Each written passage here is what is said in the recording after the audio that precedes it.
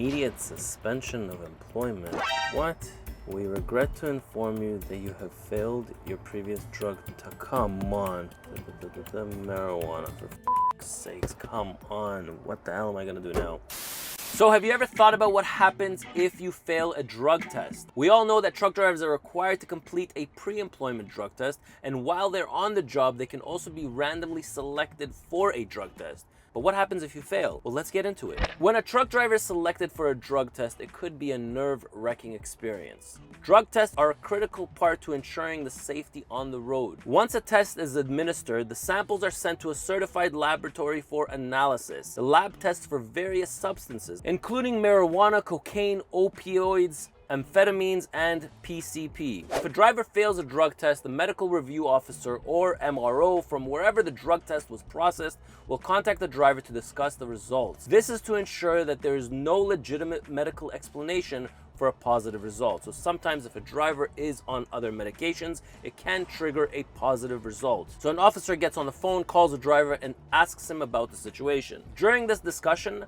they will verify any prescription that the driver might have that could have led to the positive result. If no valid explanation provided, the result confirms as a positive test. Now, what happens when you get a positive test? So we're gonna take two scenarios. One, when the driver is actually working for a trucking company, and the second scenario is when he's doing a pre-employment, meaning that he wants to try to start working for a company, but they receive a positive result. So once confirmed, the company as well as the driver is officially notified. So just like in my skit earlier today, usually you get notified via email or a phone call.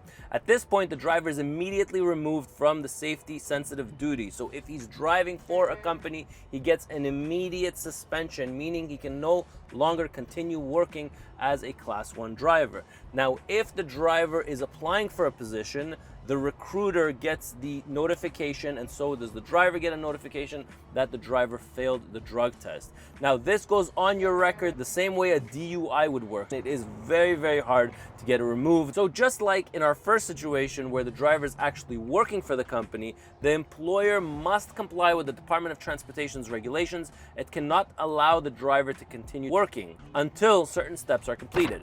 The next step for the driver is to meet a substance abuse professional, or SAP. The SAP evaluates the driver, recommends a treatment or education program. Now, it depends what kind of drugs they found in the system. Obviously, that will determine the type of evaluation and what the driver needs to do. Now, the driver must complete the recommended program, which can include education, counseling, or treatment. This process ensures that the driver receives the necessary support to address substance use issues.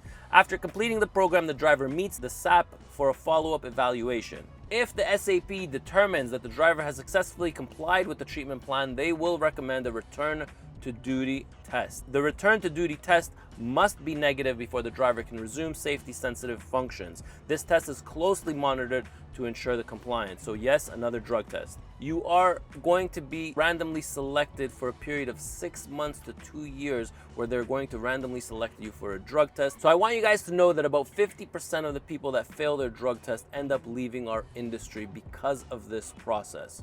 Okay, so what did we learn from this video, guys? Stay clean out there, and I'll catch you in my next video.